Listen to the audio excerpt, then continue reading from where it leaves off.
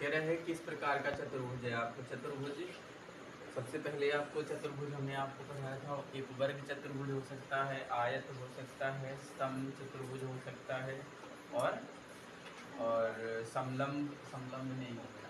चार ही प्रकार के चतुर्भुज आपको बताना, या तो वर्ग होगा, या तो सम चतुर्भुज होगा, या तो आयत होगा और क्या हो सकता है, और समांतर चतुर्भुज होगा। चार प्रकार के चतुर्भुज हो सकते हैं। तो सबसे पहले हम क्या करेंगे, इनके बीच की दूरियां निकालेंगे। ठीक है, तो सबसे पहले हम मान लेते हैं ये क्या है हमारे पास ए बी के बीच की दूरी निकालेंगे। फॉर्मूला लिखेंगे x1 माइनस x2 का whole square, y1 minus y2 का whole square.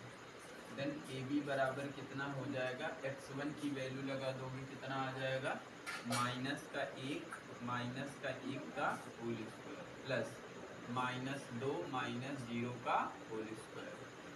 Then A B बराबर कितना हो जाएगा, -2 का होल स्क्वायर प्लस -2 का होल स्क्वायर।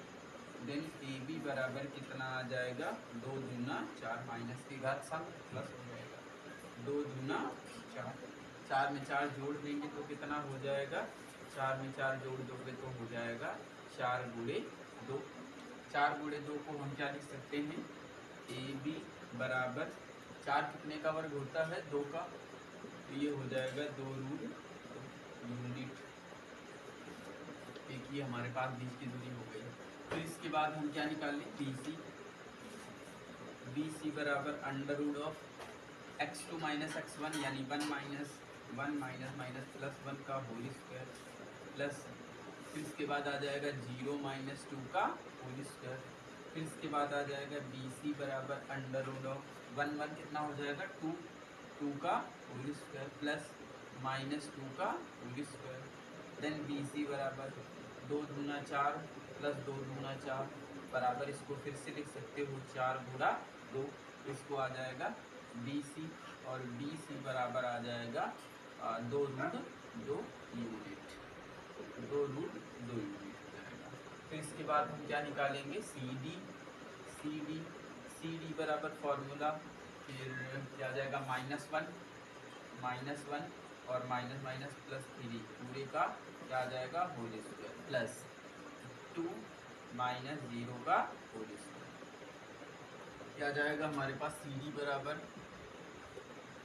बराबर 3 में से 1 घटा दोगे तो कितना आ जाएगा, 2 का स्क्वायर प्लस 2 में से 0 घटा दोगे तो आ जाएगा 2 का स्क्वायर। देन CD बराबर 2 दूना 4 प्लस 2 दूना 4, यह आ जाएगा CD बराबर 4 प्लस 4 कितना होता है 8, यानी 4 गुणा 2, यानी CD बराबर हो जाएगा 2√2 यूनिट। फिर से आ गया। फिर इसके बाद हम क्या निकालेंगे, DA निकालेंगे। DA बराबर पीछे जाओगे -3 माइनस प्लस 1 का whole square plus 0 minus plus 2 का होल स्क्वायर हो जाएगा। देन DA बराबर आ जाएगा 3 में से 1 घटा दोगे तो कितना आ जाएगा, -2 का होल स्क्वायर देन 2 का होल स्क्वायर।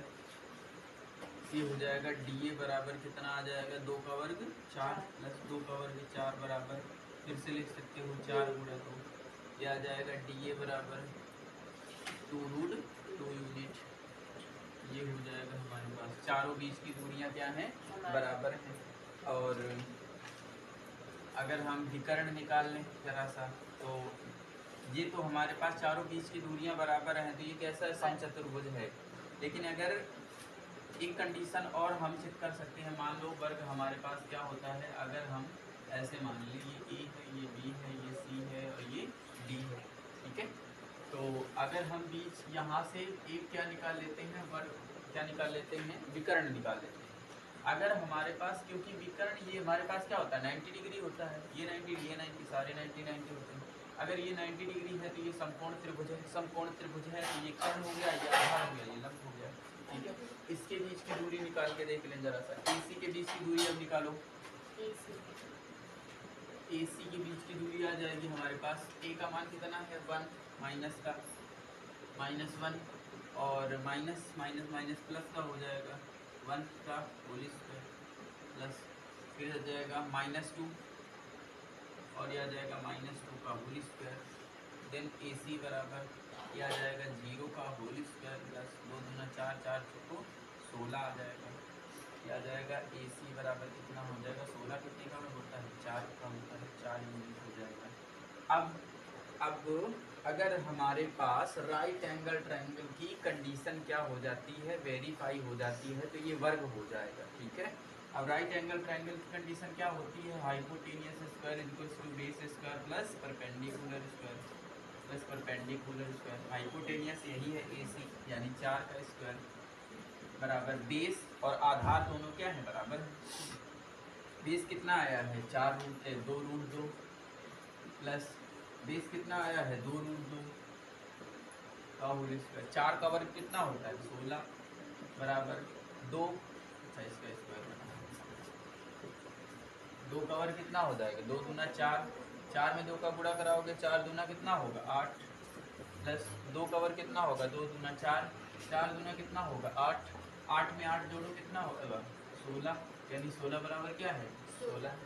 अब यहाँ तक जब हमने DA तक केवल चेक किया था तो ये क्या था समबाहु समचतुर्भुज था।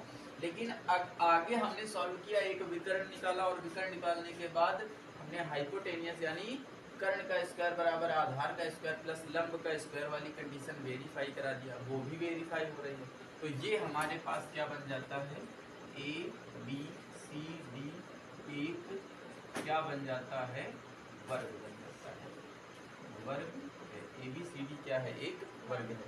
मान लो अगर ये बराबर नहीं आता, ये डायगोनल यानी ये दोनों क्या आ जाते अलग अलग आ जाते, ये समकोण त्रिभुज की कंडीशन वेरीफाई ना होती तो ये कैसा त्रिभुज था, कैसा चतुर्भुज था, समचतुर्भुज हो जाता। ठीक है, इसका सेकंड नंबर क्वेश्चन है।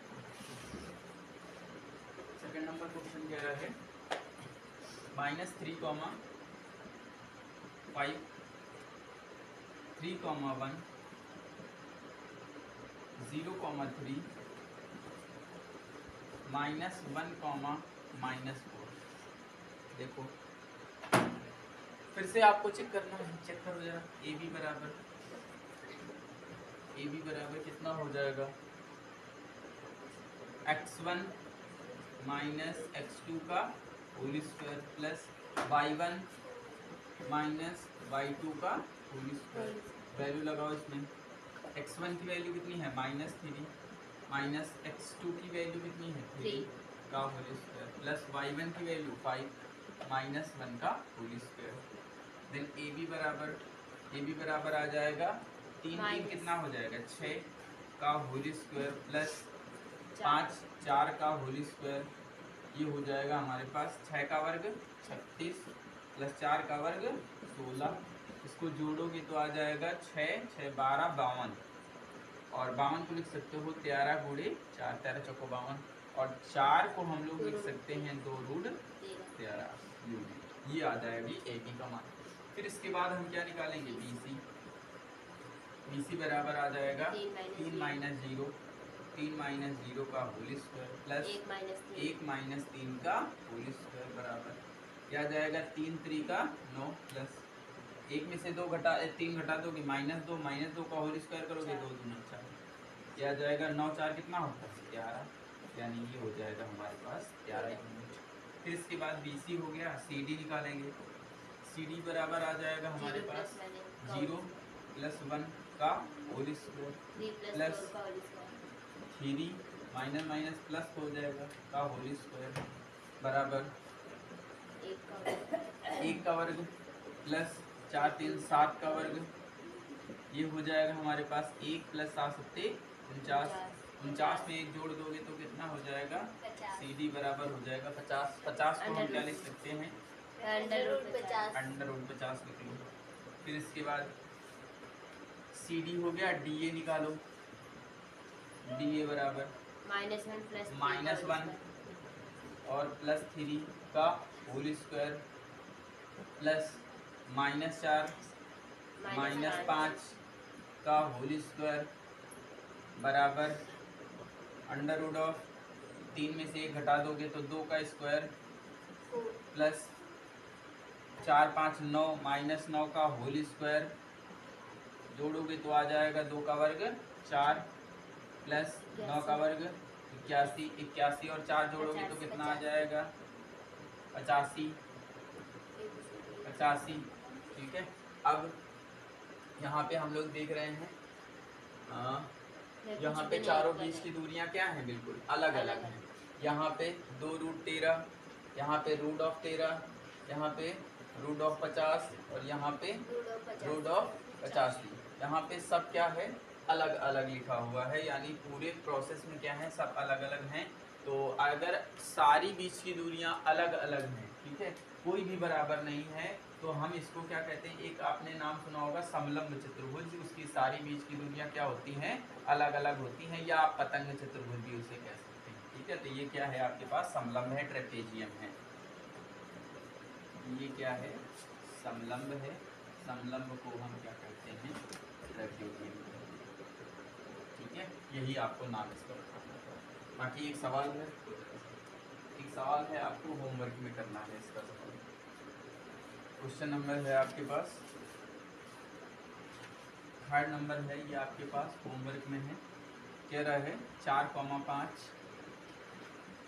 फिर इसके बाद है 7,6, फिर इसके बाद है 4,3, फिर इसके बाद है 1,1, इसमें आपको क्या करना है, चेक करके बताना है कि कौन सा चतुर्भुज होगा। ठीक है।